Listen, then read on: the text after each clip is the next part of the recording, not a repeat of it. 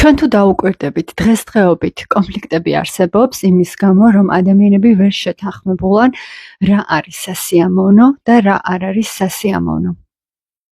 არსებობენ ადამიანები, რომლებიც ფიქრობენ, რომ სასიამოვნოა ერთი კონკრეტული რაღაცა და არსებობენ ადამიანები, რომლებიც ფიქრობენ, რომ არა, ეს არ არის სასიამოვნო, აი ეს არის სასიამოვნო.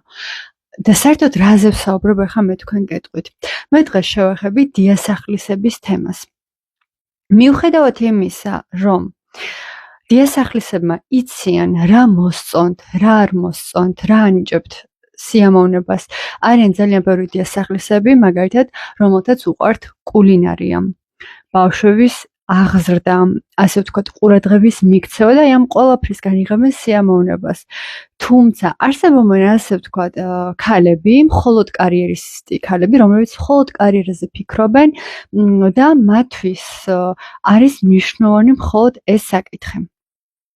და რის თქმა მსურს ახლა ის შეხედეთ, როდესაც თითოეული ადამიანი შეძლებს იმას, რომ ჩამოწეროს ფურცელზე მისთვის რა არის სასიამოვნო და სასიხარულო. და როდესაც წარმოიდგინეთ, რომ თქვენ ეს უკვე იცით, თქვენ ჩამოწერილი გაქვთ ეს ყოფილი, თქვენ რა მოგწონთ, რა გახარებთ, აი მაგალითად თქვათ, რომ 20 რაღაც ჩამოწერეთ, რაც თქვენ გახარებთ და გსიამოვნებთ. და იცით, რომ ეს არის თქვენი. თუ ვიღაც მოვა და შეგედავებათ იმაზე, რომ აი ეს სასიამოვნო არ არის და ეს არის სასიამოვნო, ეს ნიშნავს, რომ ეს არის მისი პირადი აზრი.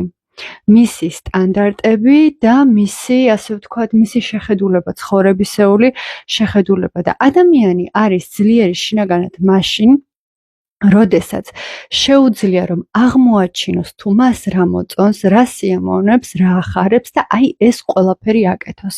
იმიტომ რომ მხოლოდ მაშინ აქვს სიცოცხლეს აზრი, როდესაც ადამიანი აკეთებს ისეთ რაღაცებს, რაც მას უხარია.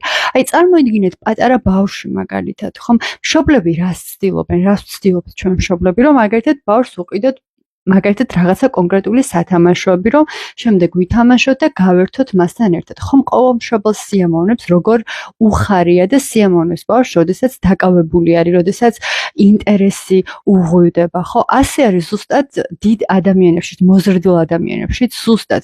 როდესაც ადამიანს შეუძლია, რომ ჰქონდეს ის, რაც მას უყვარს, მოსწონს, ახარებს, ეს ადამიანი არის სიცოცხლით და ბედნიერებით სავსე.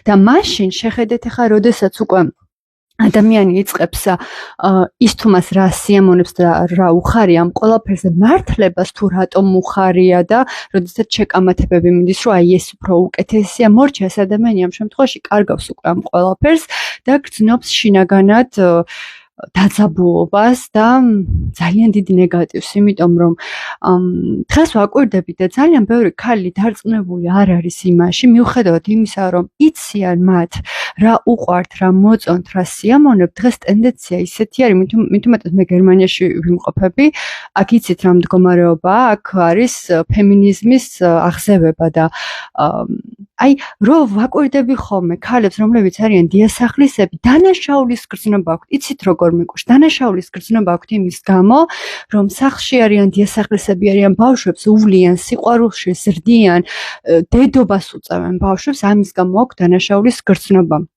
ზეწოლა გარემოდან ძალიან დიდი არის. არ გიგონოთ რომ მე შეურაცხყოფას ვაყენებ ფემინისტებს. მე ვფიქრობ რომ ფემინისტები ეს არის დაჯგუფება, რომელთაც აქვთ თავიანთი ინტერესები და გაუმარჯოთ, ანუ ეგ არის თავიანთი ინტერესები, თავიანთი ცხოვრება.